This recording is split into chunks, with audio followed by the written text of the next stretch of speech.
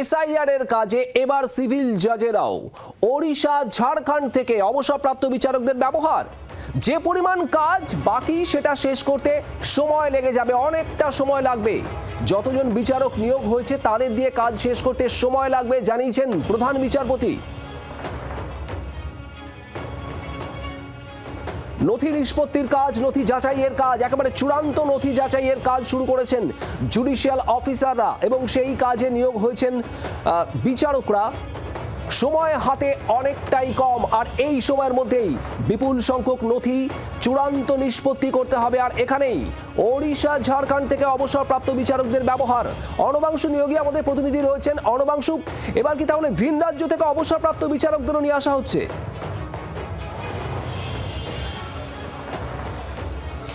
দেখো, একটা অভিযোগ বা উঠেছিল যে অন্য রাজ্যের মানুষ তারা কি আদৌ বুঝবে যে বাংলার ভাষা কি। সেই জায়গায় দাঁড়িয়ে আদালত মনে করেছে যে যেহেতু 50 লক্ষেরও বেশি নিবিড় সংশোধনী প্রক্রিয়া বাকি রয়েছে, শুনানি পর্ব বাকি রয়েছে, আর যে পরিমাণ প্রায় 250 জন জুডিশিয়াল অফিসার নিয়োগ করা হয়েছে তাদের দিয়ে সময়ের মধ্যে এটা কিন্তু কোনোভাবেই শেষ করা সম্ভব নয়। তাই সুপ্রিম কোর্ট নিজে থেকে বিবেচনা করেছে এটা যে দ্রুততার সঙ্গে এই নিষ্পত্তি করার জন্য তারা অন্য পরবর্তী পদক্ষেপ নিচ্ছে। সেই জন্য সুপ্রিম কোর্ট বলেছে সিভিল সার্ভিস থেকে যারা রয়েছেন বিচারক তাদেরকেও কিন্তু সিভিল জাজেদের কিন্তু নিয়োগ করা যাবে। কিন্তু সব থেকে বড় কথা হচ্ছে এইটা যে পার্শ্ববর্তী রাজ্য ওড়িশা এবং ঝাড়খণ্ড, এই দুই জেলা রাজ্য থেকে যে সমস্ত অবসরপ্রাপ্ত বিচারকরা রয়েছেন তারাও কিন্তু এই কাজে অংশ নিতে পারবেন। যখনই এই কথাটি বলা হয় আদালতের প্রধান বিচারপতি তরফ থেকে, তখনই কিন্তু কল্যাণ বন্দ্যোপাধ্যায় তিনি অবজেকশন দিয়ে কিছু বলেন যে তারাও তো অন্য রাজ্যের, তারাও কি আদৌ বুঝতে পারবেন বাংলার ভাষা। সেই সময় বিচারপতি জয়মাল্য বাগচি বলেন ওড়িশা, বাংলা, ঝাড়খণ্ড কিন্তু একসময় অখণ্ড ছিল এবং পশ্চিমবঙ্গ নিয়ে তাদের মধ্যে কিন্তু ধারণা রয়েছে। অর্থাৎ এটা অবশ্যই আদালত বুঝিয়ে দিয়েছে যে আদালত যে সিদ্ধান্ত নিয়েছে ওড়িশা এবং ঝাড়খণ্ডের বিচারকদের কাজে নিযুক্ত করা এবং তারা পশ্চিমবঙ্গের সম্পর্কে ওয়াকিবল, সেটা কিন্তু আদালত স্পষ্ট করে বলে দিয়েছে। অর্থাৎ কল্যাণ বন্দ্যোপাধ্যায় যে অবজেকশন দিচ্ছিলেন সেটা কিন্তু খণ্ডন করলো সুপ্রিম কোর্ট এবং অন্য রাজ্যে জুডিশিয়াল অফিসারদের কিন্তু নিয়োগ করার সিদ্ধান্ত নিল এই এসআইআর প্রক্রিয়া সচল রাখার জন্য এবং দ্রুত শেষ করার জন্য। সঙ্গে থাকো অর্ণবাংশু, আমি আপনাদের আরো একবার জানাবো এসআইআর এর কাজে এবার সিভিল জাজেরাও আর সেই সঙ্গে ওড়িশা ঝাড়খণ্ড থেকে অবসরপ্রাপ্ত বিচারকদের ব্যবহার। যে পরিমাণ কাজ বাকি রয়েছে সেটা শেষ করতে অনেকটা সময় লাগবে, কিন্তু হাতে সময় কম। যতজন বিচারক নিয়োগ করা হয়েছে বা হচ্ছে তাদের দিয়ে কাজ শেষ করতে, অর্থাৎ গোটা এই নথি যাচাইয়ের চূড়ান্ত কাজ শেষ করতে সময় লাগবে, এমনটাই জানিয়েছেন প্রধান বিচারপতি। আর এখানেই ওড়িশা ঝাড়খণ্ড থেকে অবসরপ্রাপ্ত বিচারকদেরও এই কাজে ব্যবহার করার ভাবনা। যে পরিমাণ কাজ বাকি রয়েছে তা দ্রুত শেষ করতে হবে। 28 তারিখ চূড়ান্ত ভোটার তালিকা সেটা পেশ হওয়া নির্ধারিত সময়, আর তার আগে খুবই অল্প সময়ের মধ্যে যে বিপুল সংখ্যক নথি যাচাইয়ের কাজ এখনো পর্যন্ত বাকি, সেই কাজ শেষ করতেই এই সিদ্ধান্ত। এসআইআর এর কাজে এবার সিভিল জাজেরা ওড়িশা ঝাড়খণ্ড থেকে অবসরপ্রাপ্ত বিচারকদের ব্যবহার। এর আগে প্রতি বিধানসভা পিছু একজন জুডিশিয়াল অফিসার ব্যবহার করার সিদ্ধান্ত নেওয়া হয়। সেই মতো লগ ইন আইডিও তৈরি হচ্ছে, একের পর এক কাজ শুরু করে দিচ্ছেন জুডিশিয়াল অফিসাররা। আর এরই মধ্যে প্রশ্ন, যে পরিমাণ কাজ বাকি রয়েছে, অর্থাৎ যে বিপুল সংখ্যক প্রায় 50 লক্ষের নথি যাচাইয়ের কাজ, তা কি মাত্র আগামী কয়েকদিনের মধ্যে শেষ করা সম্ভব হবে? যতজন বিচারক নিয়োগ তাদের দিয়ে কাজ শেষ করতে সময় লাগবে জানিয়েছেন প্রধান বিচারপতি। আর এখানেই ওড়িশা ঝাড়খণ্ডের মতো পশ্চিমবঙ্গের পার্শ্ববর্তী রাজ্য, একেবারে সংলগ্ন রাজ্যগুলো থেকে অবসরপ্রাপ্ত বিচারকদের ব্যবহার। এই মুহূর্তে আমাদের সঙ্গে তৃণমূল নেতা জয়প্রকাশ মজুমদার রয়েছেন। জয়প্রকাশ বাবু, এবার এই এসআইআর এর চূড়ান্ত নথি যাচাইয়ের কাজ শেষ করতে ওড়িশা ঝাড়খণ্ড থেকে অবসরপ্রাপ্ত বিচারকদের ব্যবহার, কি বলবেন? না, চাপ দিয়েছে ওপর থেকে বিচারকদের ওপর, বলেছে কি অদ্ভুত লজিক বলুন তো, যে এক সময় বঙ্গবিহার উড়িষ্যা একসঙ্গে ছিল তাই জন্য ভাষাগত অসুবিধা হবে না, বাংলা বললে ঝাড়খণ্ডের লোক বুঝবে বা ঝাড়খণ্ডের লোক হিন্দি বললে আমাদের গ্রামের লোক বুঝবে। একটা সময় সারা ভারতে নাকি সংস্কৃত চলতো, তাহলে সংস্কৃততে হোক, এইরকম যুক্তি গ্রাহ্য হয়? এক সময় কি হতো? অদ্ভুত কথা। আজ থেকে মানে 100, 200, 300 বছর আগে একসঙ্গে ছিল, তার মানে তারা এক ভাষায় কথা বলতো। ভারতবর্ষ তো একটাই ভারতবর্ষ, তার মানে সব প্রদেশে একই ভাষা চলে? এটা কোনো যুক্তি হলো? সত্যি বোঝা যাচ্ছে যে কিভাবে বিজেপি আস্তে আস্তে জুডিশিয়ারিকেও গ্রাস করে নিচ্ছে। সুপ্রিম কোর্টের কাছে এই ধরনের যুক্তি আশা করা যায় না। আপনাকে ধন্যবাদ। তৃণমূল নেতা জয়প্রকাশ মজুমদার এই মুহূর্তে আমাদের সঙ্গে ছিলেন টেলিফোন লাইনে। রাজ্যের তরফে আপত্তি জানানো হয় কল্যাণ বন্দ্যোপাধ্যায়, তিনি আপত্তি জানান এই ওড়িশা ঝাড়খণ্ড থেকে অবসরপ্রাপ্ত বিচারকদের ব্যবহারের ক্ষেত্রে। আর এখানেই আদালতের তরফে বলা হয় বৃহত্তর বঙ্গপ্রদেশের অংশ ছিল কোনো এক সময় ঝাড়খণ্ড, ওড়িশা।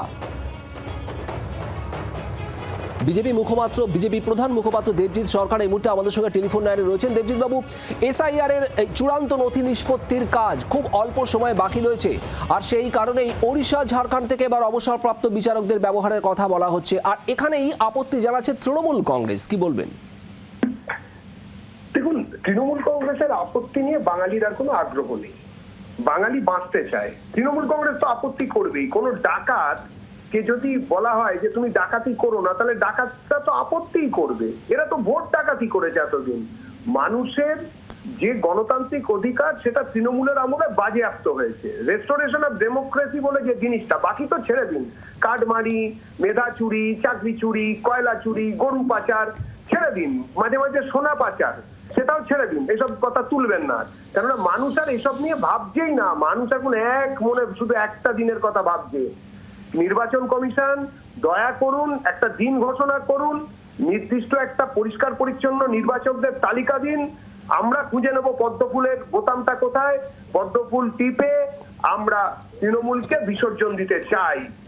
এই 26-এর নির্বাচনের পরে যে সরকার তৈরি হতে চলেছে সেটা প্রথম পশ্চিমবঙ্গের জনতার সরকার, বিজেপির সরকার। ধন্যবাদ। দেবজিৎ সরকার বিজেপির প্রধান মুখপাত্র আমাদের সঙ্গে ছিলেন টেলিফোনে।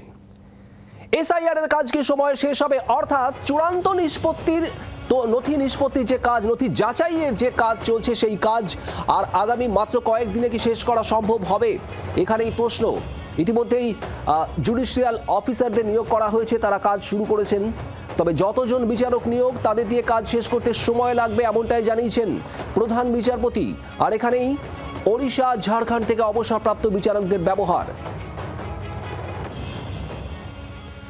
আরো একবার স্পষ্ট হতে চাইবো অর্ণবাংশুর কাছ থেকে। অর্ণবাংশু নিয়োগে আমাদের প্রতিনিধি রয়েছেন আমাদের সঙ্গে। অর্ণবাংশু, এই যে ওড়িশা ঝাড়খণ্ড থেকে অবসরপ্রাপ্ত বিচারকদের ব্যবহারের কথা বলা হচ্ছে, এ বিষয়ে শীর্ষ আদালতের ঠিক কি বক্তব্য?